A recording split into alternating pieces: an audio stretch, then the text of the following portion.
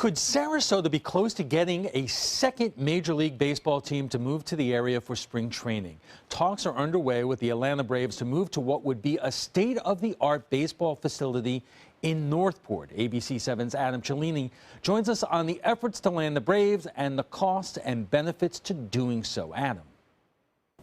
Alan, thank you. Since Sarasota announced last month their plans to lure the Braves spring training to South County, 2 other potential sites have entered the running.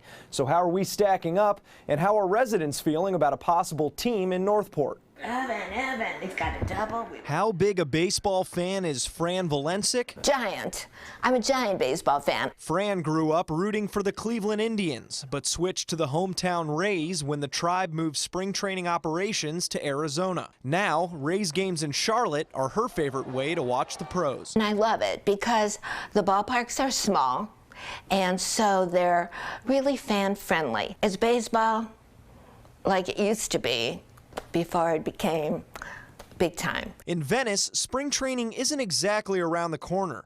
Valensic is over 20 miles from Charlotte Sports Park and Ed Smith Stadium. But if the county can convince the Atlanta Braves to make Northport their new home, spring training could be twice as close in 2018. I think it's fabulous. I love spring training. Sarasota is one of 3 counties the Braves are pitching for a new location. Palm Beach and Collier counties are also in consideration. Here's a look at the proposed 7,500-seat stadium and training facilities the Braves are asking to build in Northport's West Villages district near River Road. Things are continuing to go on and progress, so we're having ongoing conversations as we speak. Jeff Maltzby is the one negotiating this deal for the county, and rightfully so. He's worked in several MLB front offices, including director of Florida operations for the Cincinnati Reds, back when they called Sarasota home. He wants to appease residents without emptying their wallets. So he's promised a $24 million cap on county funding for the new campus, all of which is tourism tax dollars. Has that changed at all since? No, it has not. That will be the extent, the limit of our financial involvement in this deal. That covers about 20% of the proposed $100 million facility. So what about the rest? The master developer for the West Villages district has offered to donate 100 to 150 acres of land for this project.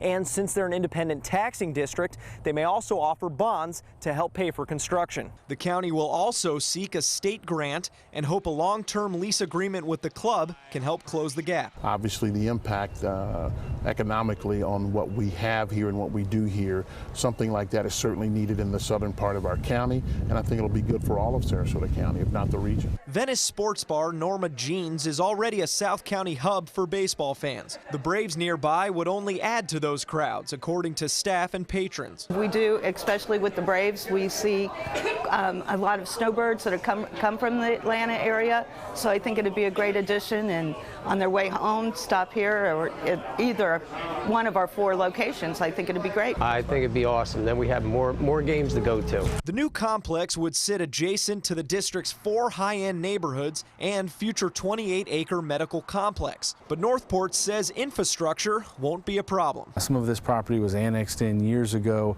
with the understanding that when it was developed that Northport would bring services to those areas. So we're ready to go as far as that's concerned. And to those with traffic concerns, Valensic simply says, suck it up. There's a million people here anyway. So what difference does it make for 1 month? There's 1.5 million.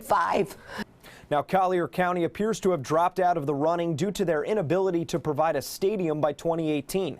Now, Palm Beach County, on the other hand, was home to Brave spring training from 1963 to 1997. We'll have to wait and see if that gives them any advantage in this decision-making process.